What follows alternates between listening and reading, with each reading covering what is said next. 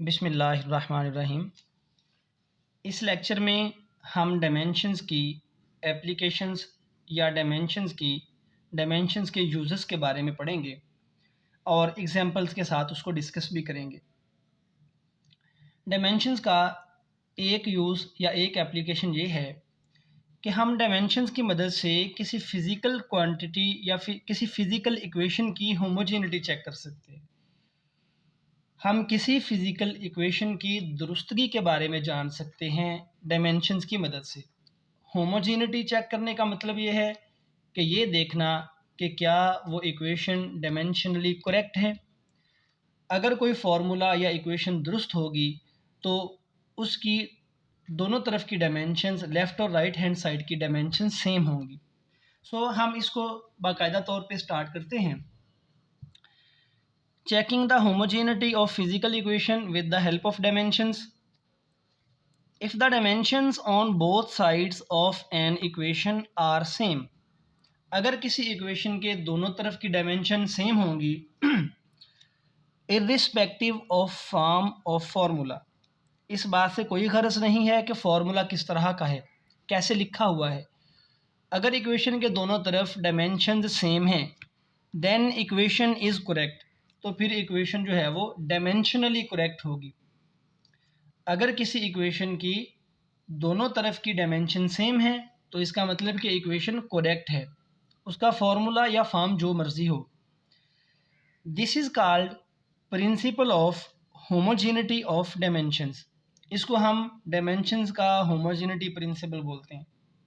और जो equation dimensionally correct होगी, जिस इक्वेशन की दोनों तरफ की डायमेंशन सेम होगी, हम कहते हैं कि वो एक होमोजीनियस इक्वेशन है।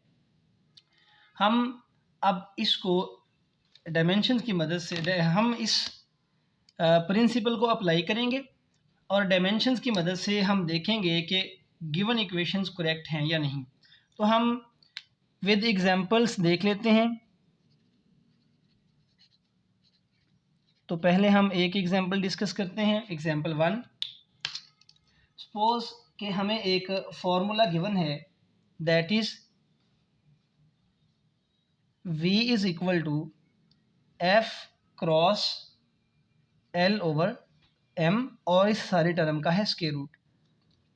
हमें ये चेक करना है कि ये फार्मूला डायमेंशनली करेक्ट है या नहीं। तो उसके लिए हमें इस इक्वेशन की लेफ़्ट हैंड साइड और इस इक्वेशन की राइट हैंड साइड की डायमेंशंस को फाइंड करना है। मैं लेफ़्ट हैंड साइड की डायमेंशंस को लिखता हूँ।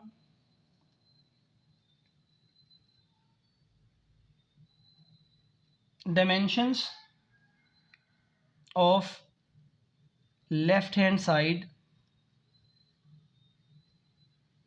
ऑफ इक्वेशन, इस इक्वेशन की लेफ़्ट हैंड साइड की डायमेंशन लें तो वो होगी डायमेंशन ऑफ वेलोसिटी।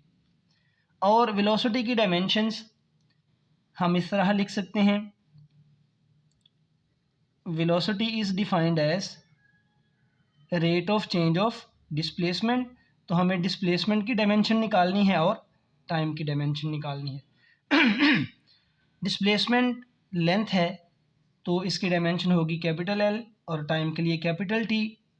हम इसको कंबाइन करके एक स्क्वायर ब्रैकेट में लिखें तो आंसर आएगा LT इनवर्स। तो लेफ़्ट हैंड साइड यानी वेलोसिटी की डायमेंशन आ गई।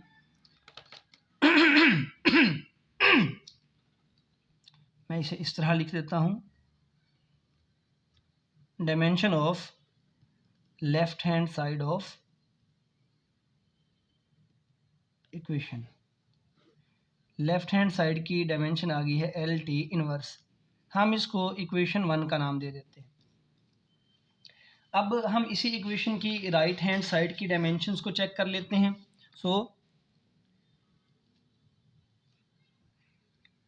Dimension of right hand side of equation, इस इक्वेशन के राइट हैंड साइड में हमारे पास ये 3 टर्म्स हैं। तो हम लिखेंगे this will be equal to the dimension of force हम इसको सेपरेट करके लिख लेते हैं। फोर्स की डायमेंशन और स्क्वायर रूट की वजह से इसकी पावर आएगी 1/2। एल की डायमेंशन है, स्क्वायर रूट की वजह से पावर 1/2, और नीचे मैस है, क्योंकि स्क्वायर रूट था तो पावर होगी 1/2। तो मैस की डायमेंशन हमने लिखनी है लेंथ की और फोर्स की। तो हम ये डायमेंशंस कैलकुलेट करते हैं अब इन टर्म्स की। मैं यहाँ पे पहले सेपरेटली तमाम टर्म्स की डायमेंशन लिख लेता हूँ। फोर्स की डायमेंशन निकालनी हो तो हमारे पास न्यूटन लॉ के मुताबिक फार्मूला है ma। तो ये मास की डायमेंशन होगी और एक्सेलरेशन की डायमेंशन। मास के लिए कैपिटल M और एक्सेलरेशन के लिए है L(t)-2। ये अलहदा लेक्चर्स में इन तमाम टर्म्स की अलहदा डायमेंशन कैलकुलेट की हुई हैं, आप वो सेपरेटली देख सकते हैं, एक्सेलरेशन, वेलोसिटी, फोर्स वगैरह की। तो फोर्स की डायमेंशन है mL(t)-2। ये लेंथ है, उसके लिए तो हम सिंपली कैपिटल L लिख देंगे, और मास के लिए हम लिखेंगे मास की डायमेंशन है कैपिटल M। तो ये तमाम टर्म्स हम इस इक्वेशन में पुट करके देखते हैं कि हमारी राइट हैंड साइड की क्या डायमेंशंस हैं। So dimensions of right hand side of equation becomes is equal to, force के लिए है mL(t)⁻², और फोर्स की डायमेंशन की पावर 1/2 है, ये लिख दें।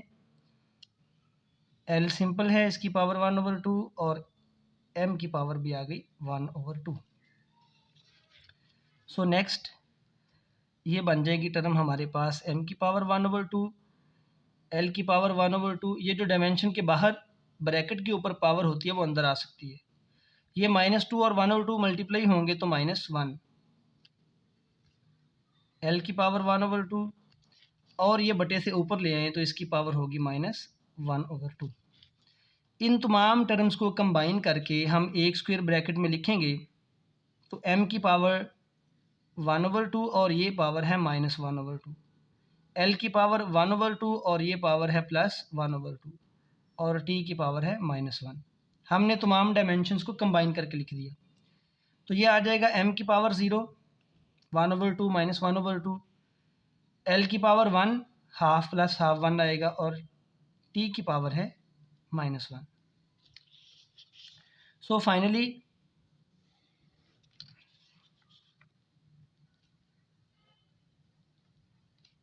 Dimension of right hand side of equation आ जाएगा, m की पावर 0 है, इसको 1 लिख सकते हैं, इसको निगलेक्ट कर दें यानी 1 ना भी लिखें खैर है, तो ये आ जाएगा L(t)−1। इसको हम नाम दे देते हैं दिस इज इक्वेशन 2। अब हम इक्वेशन 1 और इक्वेशन 2 को कंपेयर करें। ये है dimension of left hand side और ये है dimension of right hand side. 1 और 2 को कंपेयर करने से हम देख सकते हैं कि लेफ्ट और राइट हैंड साइड की डायमेंशन सेम है इस इक्वेशन की। ये गिवन इक्वेशन है। सो कंपेयरिंग इक्वेशंस 1 एंड 2 हम क्या हासिल करेंगे, हम ये हासिल करते हैं dimension of left hand side is equal to dimension of right hand side. तो जब किसी इक्वेशन की लेफ्ट हैंड साइड और राइट हैंड साइड की डायमेंशन सेम हो तो वो इक्वेशन डायमेंशनली करेक्ट होती है। तो हम फिर लिखेंगे hence the formula v is equal to square root f cross l over m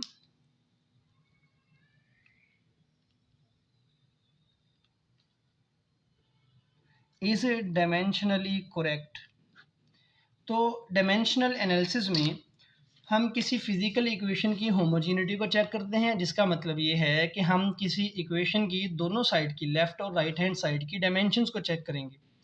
अगर लेफ़्ट हैंड साइड और राइट हैंड साइड की डायमेंशन सेम आ जाएं तो वो फार्मूला डायमेंशनली करेक्ट होगा। तो हमने यहाँ पे ये एक एग्जांपल, इसमें हमने डायमेंशनली इक्वेशन को चेक किया तो हमें पता चला कि ये इक्वेशन डायमेंशनली करेक्ट है. So this is the principle of homogeneity of equation या होमोजीनिटी ऑफ डायमेंशन, और ये एक होमोजीनियस इक्वेशन है. हम इसी को एक और एग्जांपल से भी डिस्कस कर लेते हैं. हम एक और एग्जांपल देख लेते हैं होमोजीनिटी ऑफ डायमेंशंस के लिए.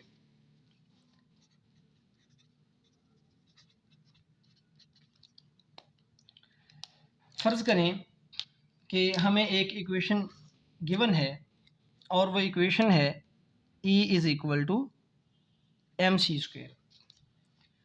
तो ये जो इक्वेशन है E is equal to mc², हम चेक करना चाहते हैं कि ये होमोजीनियस इक्वेशन है या नहीं है. तो इसके लिए हम क्या करेंगे, हम इसको डायमेंशनली चेक करेंगे. अब मैं इसको शॉर्टकट में बता देता हूँ. हम लेफ़्ट हैंड साइड की डायमेंशन लेंगे और राइट हैंड साइड की डायमेंशंस भी लेंगे. ये जो E है ये एनर्जी है, इसे मैं नाम देता हूँ इक्वेशन 1 का. So this is energy E. और हम जानते हैं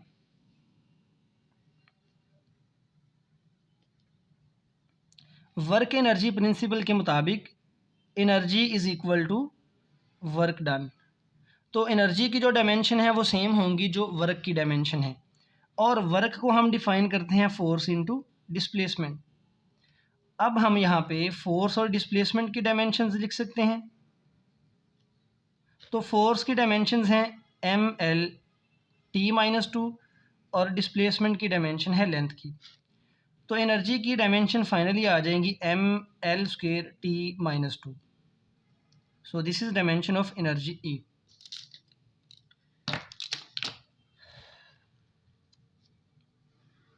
सो I can write it as, मैं इसको फर्दर यहाँ पे लिख लेता हूँ.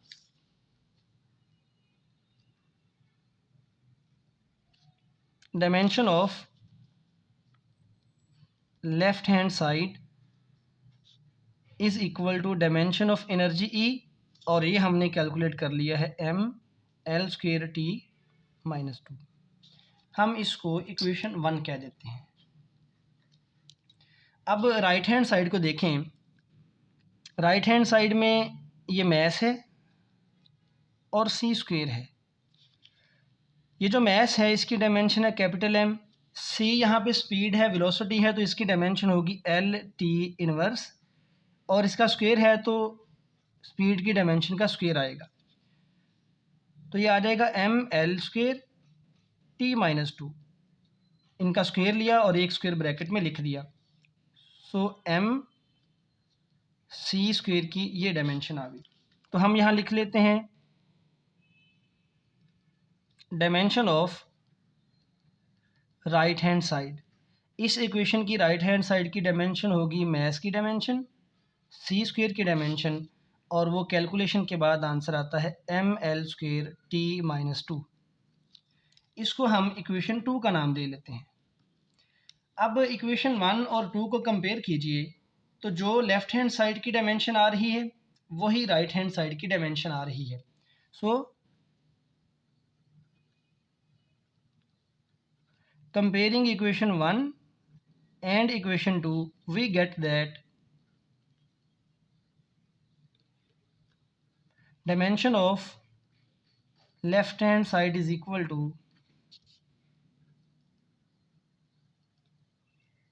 dimension of right hand side.